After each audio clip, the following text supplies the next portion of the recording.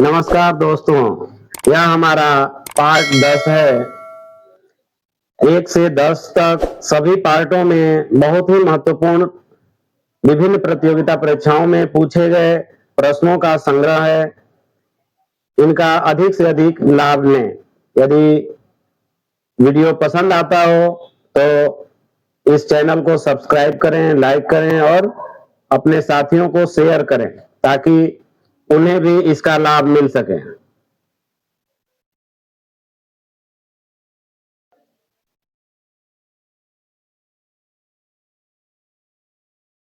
चलिए अब शुरू करते हैं।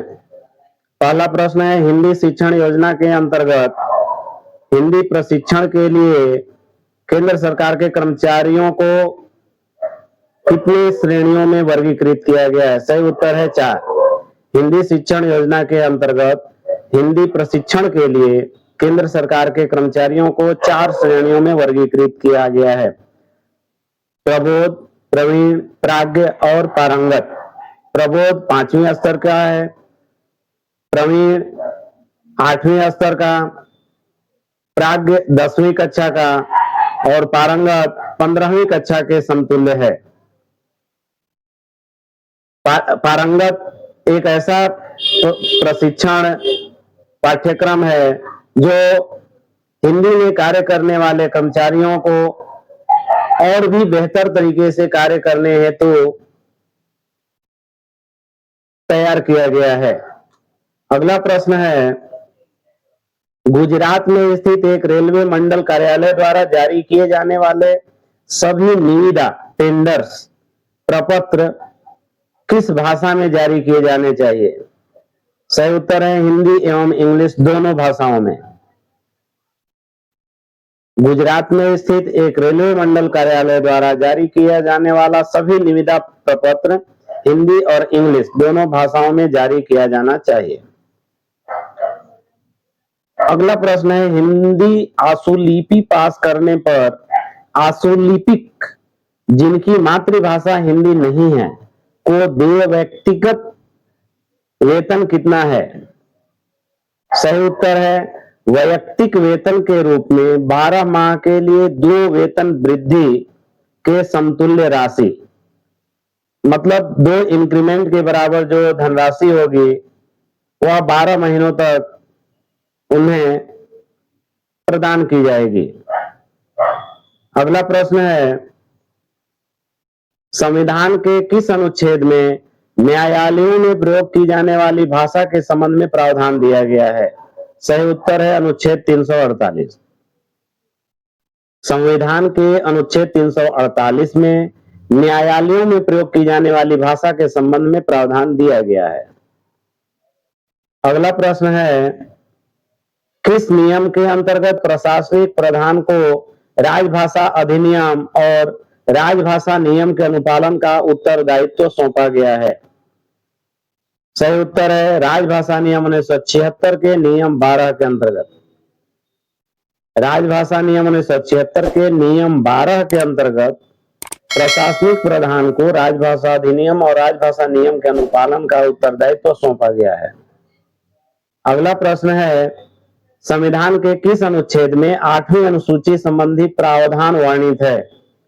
सही उत्तर है अनुच्छेद 344(1) और अनुच्छेद 351। संविधान के किस अनुच्छेद में 8वीं अनुसूची संबंधी प्रावधान वर्णित है? 8वीं अनुसूची संबंधी प्रावधान वर्णित है अनुच्छेद 344(1) में और अनुच्छेद 351 में। अगला प्रश्न है, हिंदी प्रोत्साहन भत्ते के पात्र बनाने के लिए टंकक अथवा आशुलिपिक को कितना टंकण कार्य करना चाहिए? सही उत्तर है हिंदी में प्रतिदिन 5 टिप्पणियां या तिमाही में 300 टिप्पणियां। हिंदी प्रोत्साहन भत्ते के पात्र बनाने के लिए टंकक ओब्लिक आशुलिपिक को हिंदी में प्रतिदिन 5 टिप्पणियां करनी होती है अथवा 3 महीने में 300 टिप्पणियां। अगला प्रश्न है, केंद्रीय हिंदी समिति सेंट्रल हिंदी कमेटी की स्थापना कब की गई? सही उत्तर है 1967 में। इसके अध्यक्ष माननीय प्रधानमंत्री होते हैं। केंद्रीय हिंदी समिति सेंट्रल हिंदी कमेटी की स्थापना 1967 में की गई थी। अगला प्रश्न है, हिंदी कविता संकलन लिखने पर रेलवे बोर्ड द्वारा दिए जाने वाले पुरस्कार का नाम क्या है? सही उत्तर है मैथिली शरण गुप्त पुरस्कार। कविता, गजल, इस प्रकार का कोई संकलन हो उसके लिए मैथिली शरण गुप्त पुरस्कार योजना है। वहीं कथा, कहानी और उपन्यास के लिए मुंशी प्रेमचंद पुरस्कार योजना लागू होती है। यहां हमसे कविता संकलन लिखने पर रेलवे बोर्ड द्वारा दिया जाने वाला पुरस्कार की बात की गई है, तो कविता के लिए मैथिली शरण गुप्त पुरस्कार होगा। अगला प्रश्न है, दिए गए विकल्प में से कौन सा राज्य राजभाषा नियमों के अंतर्गत सी क्षेत्र में आता है, अर्थात ग क्षेत्र में आता है? उड़ीसा। सही उत्तर है उड़ीसा। हरियाणा क क्षेत्र के अंतर्गत आता है, जबकि महाराष्ट्र और गुजरात ख क्षेत्र के अंतर्गत आता है और उड़ीसा ग क्षेत्र में, इसलिए सी क्षेत्र के अंतर्गत आने वाला राज्य उड़ीसा होगा। अगला प्रश्न है, दया शब्द का पर्यायवाची क्या है? सही उत्तर है अनुकंपा। दया शब्द का पर्यायवाची शब्द क्या है? अनुकंपा। अगला प्रश्न है, दिए गए विकल्प में से किस युग्म में अंग्रेजी शब्द का सही हिंदी अनुवाद नहीं दिया गया है? सही उत्तर है डिप्टी जनरल मैनेजर, अपर महाप्रबंधक।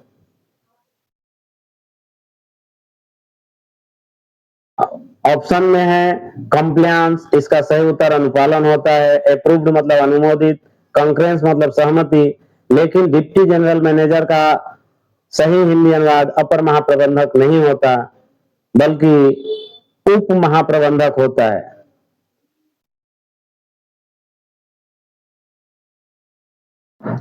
अगला प्रश्न है,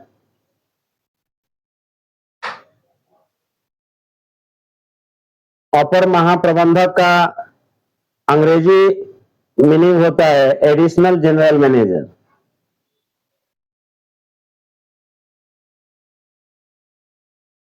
अगला प्रश्न है, दिए गए विकल्प में से किस युग्म में अंग्रेजी शब्द का सही हिंदी अनुवाद दिया गया है?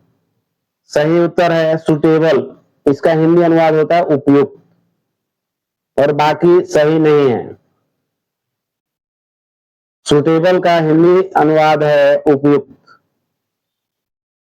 अगला प्रश्न है, रेलवे बोर्ड द्वारा हिंदी कविता की पुस्तक लिखने के लिए दिए जाने वाले पुरस्कार का नाम बताइए। यहां भी कविता के बारे में आया है, तो सही उत्तर होगा मैथिली शरण गुप्त पुरस्कार।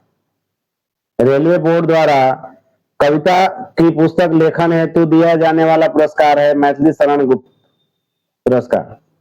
अगला प्रश्न है, सुंदर शब्द का पर्यायवाची क्या है? सही उत्तर होगा मनोहर। सुंदर शब्द का पर्यायवाची शब्द है मनोहर। अगला प्रश्न है, दिए गए विकल्प में से किस युग्म में अंग्रेजी शब्द का सही हिंदी अनुवाद नहीं दिया गया है? सही उत्तर है रिकमेंडेशन, यहां दिया है समझौता, जो कि सही नहीं है। सस्पेंशन का अर्थ है निलंबन, सेटलमेंट का अर्थ है समाधान, एग्जीक्यूटेड का होगा निष्पादित, लेकिन रिकमेंडेशन का सही अर्थ समझौता नहीं होता है। अगला प्रश्न है, ज्ञान और विज्ञान आधारित विषयों पर हिंदी में मौलिक पुस्तक लेखन के लिए राजभाषा गौरव पुरस्कार के अंतर्गत नगद पुरस्कार की राशि क्या है? सही उत्तर है 2 लाख रुपए। ज्ञान और विज्ञान आधारित विषयों पर हिंदी में मौलिक पुस्तक लेखन के लिए राजभाषा गौरव पुरस्कार के अंतर्गत पुरस्कार की राशि 2 लाख रुपए है। अगला प्रश्न है, कौन सा हिंदी पाठ्यक्रम हिंदी में कार्य साधक ज्ञान रखने वाले सरकारी कर्मचारियों की सरकारी कामकाज में दक्षता बढ़ाने के लिए है? सही उत्तर है पारंगत। पारंगत एक ऐसा पाठ्यक्रम है जो सरकारी कर्मचारियों की सरकारी कामकाज में दक्षता बढ़ाने के लिए, एफिशिएंसी को इंप्रूव करने के लिए बनाया गया है। तो इसका सही उत्तर होगा पारंगत। अगला प्रश्न है, किस युग्म में अंग्रेजी शब्द का सही हिंदी अनुवाद नहीं दिया गया है? सही उत्तर है रिजोल्यूशन, सहमति। और बाकी ऑप्शन को देखते हैं। एग्रीमेंट का अर्थ होता है समझौता, कॉन्ट्रैक्ट का अर्थ होता है अनुबंध, नोटिफिकेशन का अर्थ होता है अधिसूचना, जबकि रिजोल्यूशन का सही हिंदी शब्द सहमति नहीं होता है, इसलिए इसका उत्तर होगा ग।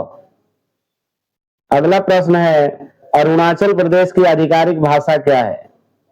सही उत्तर है अंग्रेजी। अरुणाचल प्रदेश की आधिकारिक भाषा अंग्रेजी है। अगला प्रश्न है, छत्तीसगढ़ राज्य किस क्षेत्र के अंतर्गत आता है? सही उत्तर है ए, अर्थात क क्षेत्र के अंतर्गत। अगला प्रश्न है, केंद्र सरकार के कर्मचारियों के लिए कौन से हिंदी पाठ्यक्रम निर्धारित हैं?